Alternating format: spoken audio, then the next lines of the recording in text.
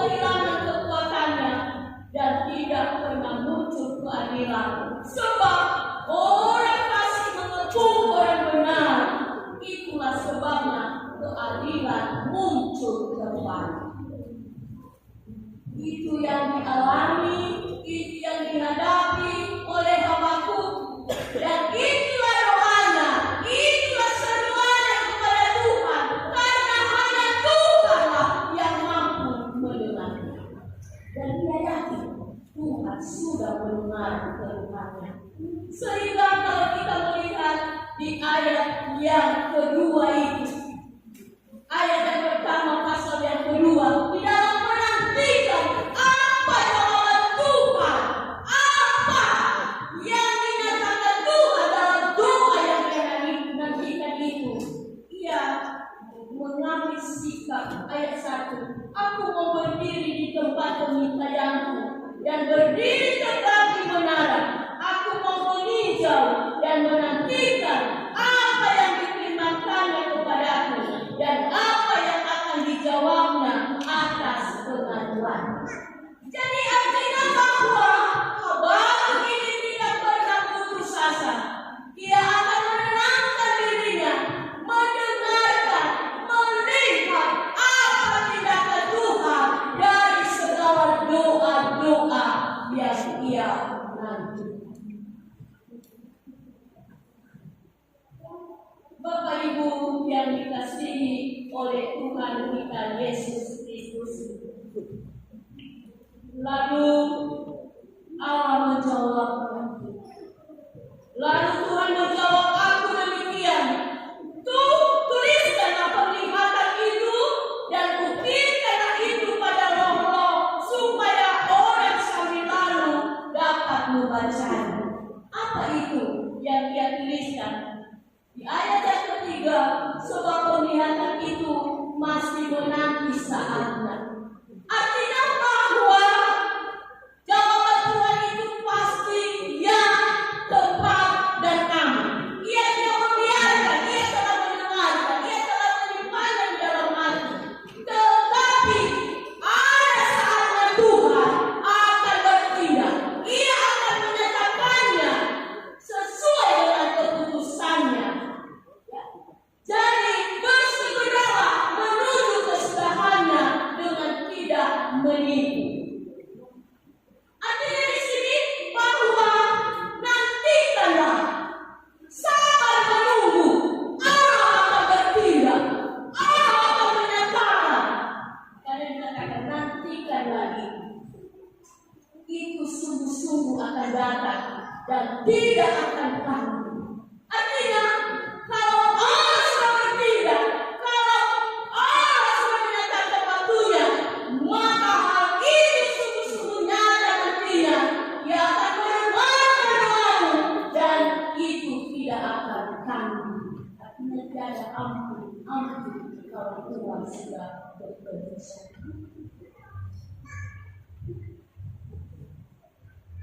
Kenapa? Karena segala sesuatu yang diinginkan manusia bukan keinginan manusia yang benar, tetapi yang terjadi adalah keinginan Tuhan. Bapak Ibu yang dikasihi oleh Yesus, saat ini kita juga sedang bergumul di hadapan Tuhan, sedang berdoa menaikkan doa-doa kita dalam pergumulan. Jangan putus asa. Tuhan akan mendengarkan dan menjawab sesuai dengan keputusannya. Apakah saat ini kita berada dalam himpitan, dalam tekanan, dalam kejahatan, dalam pergumulan? Mungkin kita doakan kehidupan kita, mendoakan keluarga kita, atau dalam doa-doa kita mungkin masalah ekonomi kita, masalah antara hubungan suami dan istri, masalah hubungan antara keluarga dan anak, atau masalah di dalam pekerjaan, atau masalah di dalam setiap pelayanan.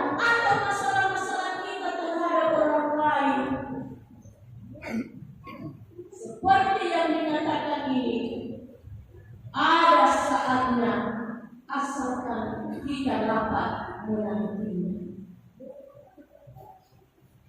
Bapak Ibu yang dikasihi oleh Yesus Kristus, karena Tuhan menyatakan yang benar itu menurut keadilannya. Karena Allah tidak mau dan tidak menginginkan orang-orang yang selalu menyatakan percaya kepadanya memiliki kehidupan yang jongkak di hadapan Tuhan. Kenapa di ayat yang keempat dikatakan sesungguhnya orang yang mengusulkan darah tidak lurus hatinya, tetapi orang yang benar itu akan hidup oleh percaya. Artinya bahwa kehidupan yang kita dapat, kehidupan yang kita nikmati adalah karena kita memiliki iman kepercayaan di dalam Tuhan, bahwa Tuhan mampu mengangkat kita, bahwa Tuhan mampu menolong kita, bahwa Tuhan mampu memberikan kekokohan, keteguhan iman dalam kehidupan. Katanya di sini orang yang mengusungkan darah, berarti orang yang mengusungkan darah, orang yang memiliki kesombongan, kecongkatan, mengandalkan kekuatan, kehebatan, dan itu memiliki hati yang tidak lurus. Kalau waktu yang berwifat berkata, wifat pun ada tuanya. Waktu yang sebenarnya ada laluan, dicap orang itu adalah orang yang sombong. Dan Tuhan tidak berkenan terhadap pribadi yang demikian. Dia tidak akan memiliki kehidupan yang sejati dan Bapak Ibu yang dikasihi oleh Yesus Kristus, dengan apa yang digumulkan, yang didoakan oleh hamba Tuhan, menginginkan dia supaya sabar menunggu apa tindakan. Jadi kadang-kadang memang bisa kita Bapak Alina seperti Nabi Habakuk.